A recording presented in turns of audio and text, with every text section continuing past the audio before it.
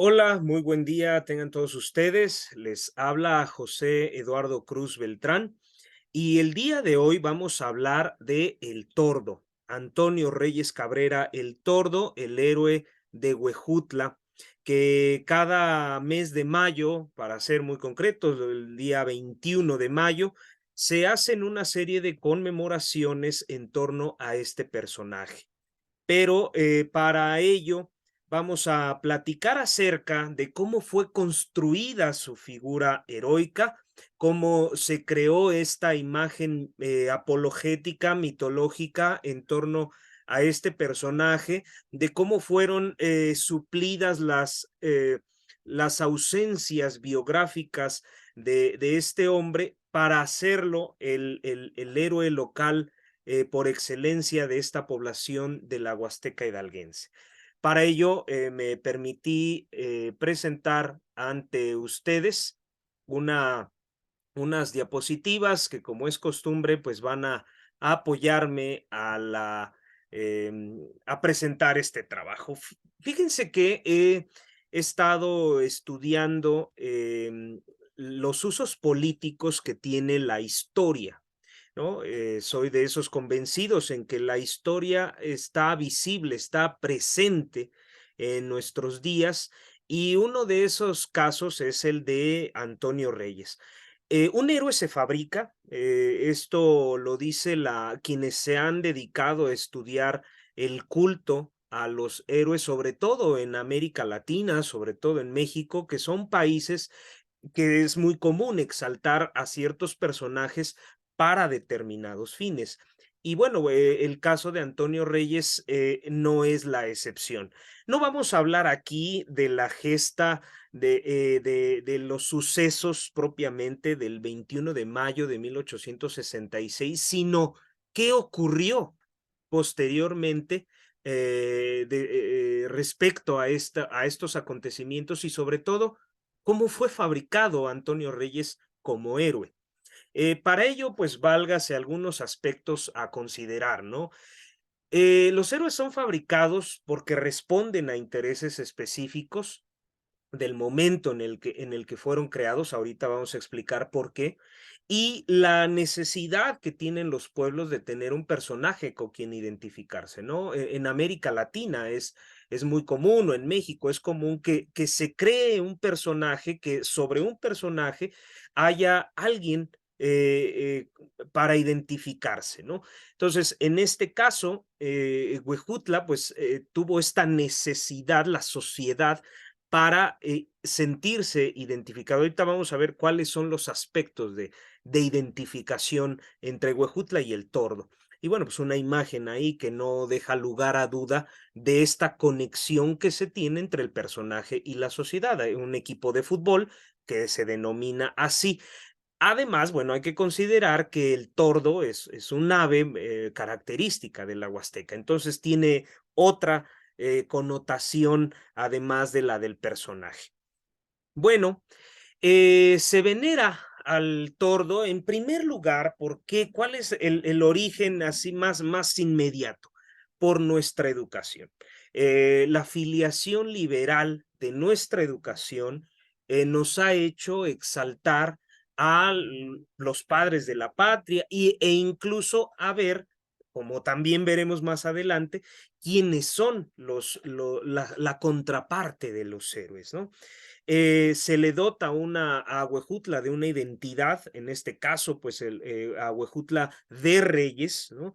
Y por otro lado es que se sobreestiman los actos para justificar la heroicidad. Esto no ocurre únicamente con el tordo, sino con otros personajes del panteón nacional, como Hidalgo, Morelos, Juárez, en donde todos sus actos son vistos en un grado de exaltación superior para justificar que son héroes. Y bueno, pues aquí el periódico oficial del gobierno del estado, el decreto 44 del gobernador Vicente Aguirre, por el cual se le otorga el título de Huejutla de Reyes a la ciudad de Huejutla.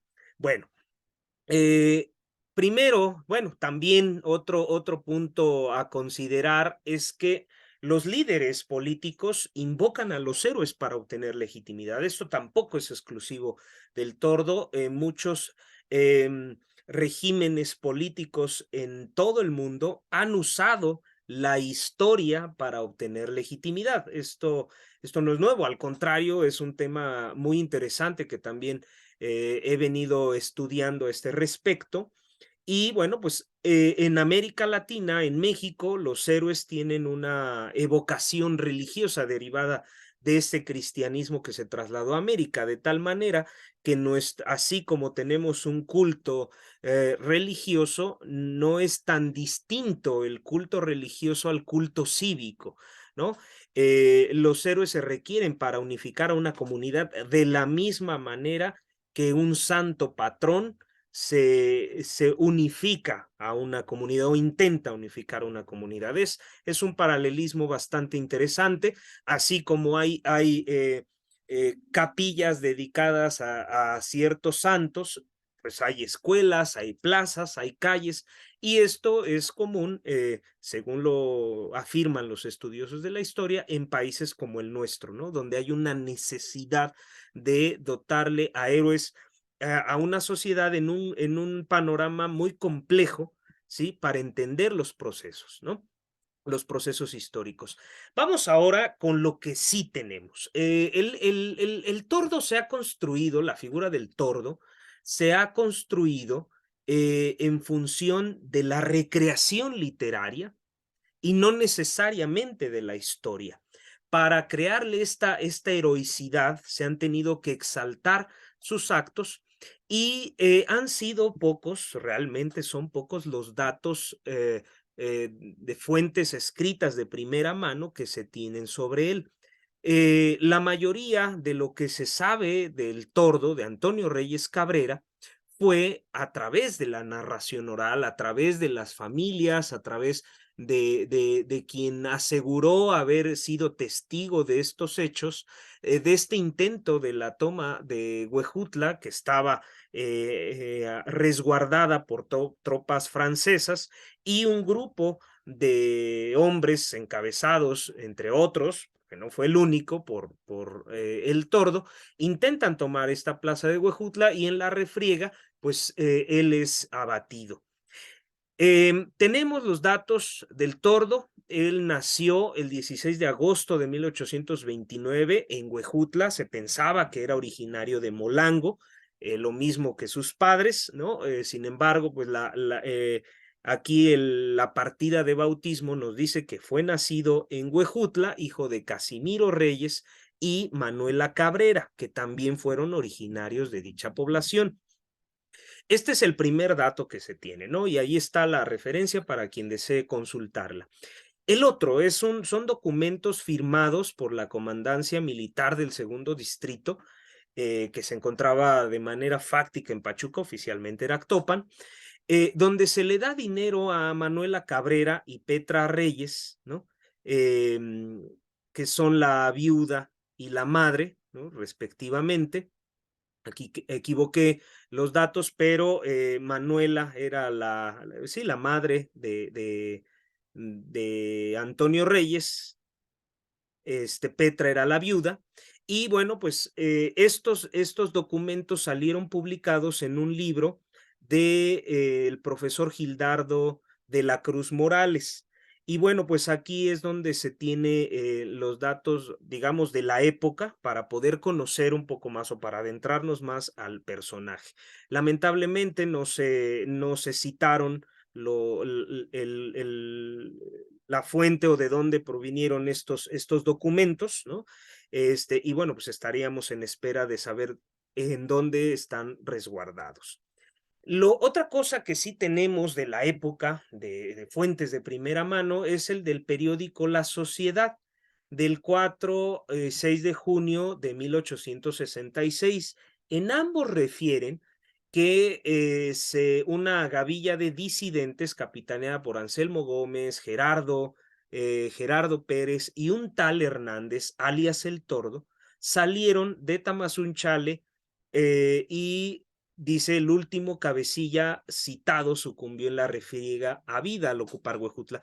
Bueno, no se le nombra como tal reyes, ¿no? Es decir, este periódico, además de carácter conservador, pues no tuvo acceso a los nombres, pero el otro tiene algo muy interesante porque ya le coloca donde dice Antonio Reyes, alias El Tordo, Vicente Torres de Coaculco y Anselmo Gómez, pues intentan hacer un movimiento para tomar Huejutla. Dice ahí, lo hicieron con 30 hombres. Generalmente en la mitología creada en torno a este personaje, en la recreación literaria, se ha dicho que un puñado de hombres, 23, 22, en fin, no hay una cifra exacta, ¿no? Se comenta que con esto se tomó la plaza de Huejutla, sin embargo hay un parte militar de Julián Herrera donde dice que en realidad fueron 300 hombres. Bueno, esto es parte de estas inexactitudes que bueno, quedan al margen, sin embargo han sido un elemento interesante porque con ellos he exaltado las virtudes patrióticas de Antonio Reyes, porque dice, bueno, un puñado, un grupo muy reducido de hombres valerosos, valientes, de alto honor, patriótico en defensa de la causa republicana, pues lograron tomar la plaza, aunque bueno, el desenlace fue infortunado para Antonio Reyes. ¿De dónde viene el culto a este personaje? Viene del propio siglo XIX, de finales del siglo XIX, y encontramos una primera fuente de este culto en el libro de Las Glorias de México de Juan de Dios Peza. Este libro, como muchísimos otros de la época, se encargó de exaltar las victorias liberales. Era un periodo para alentar el amor a la patria, para la reconciliación entre los grupos mexicanos que se encontraban en afrenta. Son relatos moralistas, edificantes, y esto, por supuesto, pues tiene el objetivo de vanagloriar a todos estos personajes que participaron en las intervenciones extranjeras. Dice ahí, la sangre de los mártires fecunda la tierra, ese era como el lema de todos este tipo de trabajos. Se suprime, al suprimirse la enseñanza religiosa por la cívica, pues ahora se brindan lecciones de historia a través de los héroes y no a través de los santos, ¿no? Entonces, es esta parte también muy propia de los liberales de sustituir todo lo religioso por la religión cívica, ¿no? Y uno de estos personajes que entra en ese panteón, pues es Antonio Reyes. Y pues aquí vemos que se habla como un humilde hijo de pueblo. Decíamos que hay el héroe está caracterizado para tener una identificación con la sociedad. Y entonces al llamarle así un humilde hijo de pueblo, por eso lo puse entre comillas, se habla que el héroe tiene esta parte de que forma parte, formó parte de la sociedad, formó parte del pueblo, formó parte del lugar en donde se encontraba. De acuerdo con Erika Pani, la sencillez, por un lado, y la falta de pericia en la guerra eran compensadas por su arrojo frente a fuerzas más superiores. Las derrotas son minimizadas por el patriotismo, tal y como ha ocurrido con Antonio Reyes, es decir, al final de cuentas, él murió en esa refriega, digamos, la victoria fue pírrica, y al final de cuentas, para que se convierta en un héroe, debe tributar su vida, arriesgarla, muere involuntariamente y se convierte en un mártir, tal y como se ha creado esta figura. Y bueno, pues uno de los primeros que lo hacen fue Juan de Dios Peza, ¿no? En este libro, Las Glorias de México, cuya edición digital puede consultarse en la biblioteca de la Universidad Autónoma de Nuevo León. Bueno, el héroe, ¿cómo se legitima? Ya lo habíamos comentado, cuando las autoridades participan en este culto al héroe.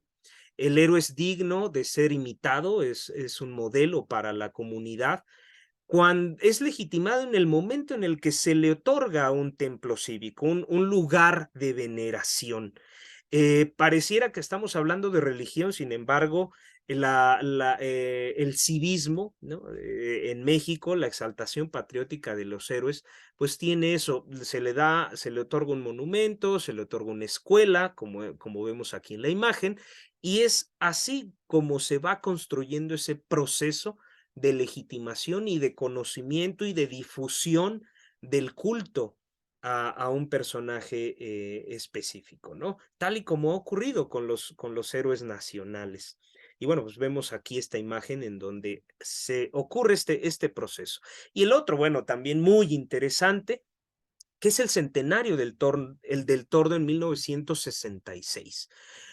Aquí pues se hicieron una serie de actividades muy interesantes, participó el gobierno del estado, Huejutla se convirtió en la capital del estado por un día, hubo conferencias, hubo ofrendas florales, se inauguró el monumento que tenemos ahí en la imagen, y en fin, sobre todo esto empezó a construirse toda una ritualización, ¿no? Se crearon poemas, algunos de ellos muy interesantes, y esto es lo que yo quiero destacar, porque gran parte de lo que conocemos del tordo es a través de la poesía, es a través de la literatura y no tanto de las fuentes históricas, de las fuentes de primera mano que disponemos.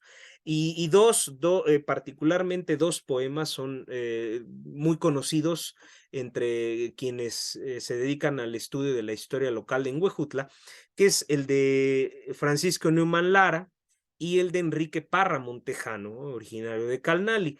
Entonces, la teoría que nos dice que cuando se le concede santidad a un personaje, se le otorga una adoración desmedida y se expande el culto a través de una nueva interpretación de los hechos. Entonces, aquí se añaden más cosas, que era zapatero, que era de barrio arriba, que la participación de Carlota Reyes, en fin, una mujer que también, de acuerdo con los textos que estudian la teoría de cómo se construye un héroe, hablan de la presencia de una mujer en sus biografías, ¿no?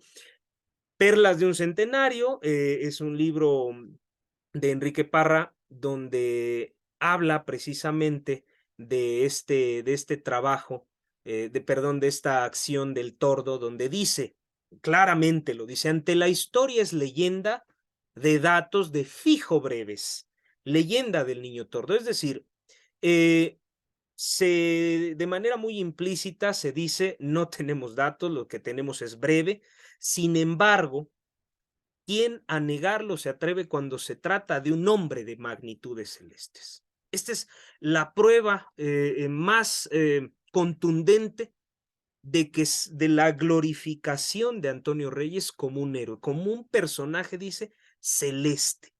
Y luego dice acá, salve a ti, tordo patriota, ribera de enorme río, viento sutil del boscaje, estruendo de nuestro espíritu. Este es el romance al tordo por parte de Enrique Parra Montejano. Hay que considerar, tenemos un planteamientos a considerar. La imagen de su vida tiene como fin encajar en el imaginario social. Sus defectos o limitaciones son minimizados. Propiamente, si nos atenemos a que era un zapatero, ¿no? Sin una preparación militar profesional. Sin embargo, estos defectos son minimizados, es decir, no se toman en cuenta en la construcción heroica. ¿Por qué? Porque es una apología, ¿no? Sufre un ajuste de ficción para obtener esta apoteosis. Y quedan al margen los hechos históricos y sobre esa base histórica hay acomodos, omisiones, ajustes discursivos que son concebidos para tener esta idea de sublimación, de glorificación. Pues esa es la idea al construir un héroe, ¿no? Y bueno, parte también de lo que me encuentro al hacer esta lectura es que para construir un héroe se necesita un villano, ¿no? Si vamos a ver las películas de los superhéroes, ¿no? Todos tienen un villano, todos tienen un antagonista. ¿Quién es el antagonista en este caso? No hay propiamente una persona, se especula mucho sobre quién abatió a El Tordo, algunos dicen que fue una bala perdida, otros dicen que fue o los mismos soldados, su misma tropa, otros pues que fueron las tropas francesas. Sin embargo, todo coincide en que estos acontecimientos se dan en el marco del Segundo Imperio mexicano, el imperio de Maximiliano, y las tropas francesas o las tropas franco-conservadoras o franco-mexicanas, como también se les ha denominado.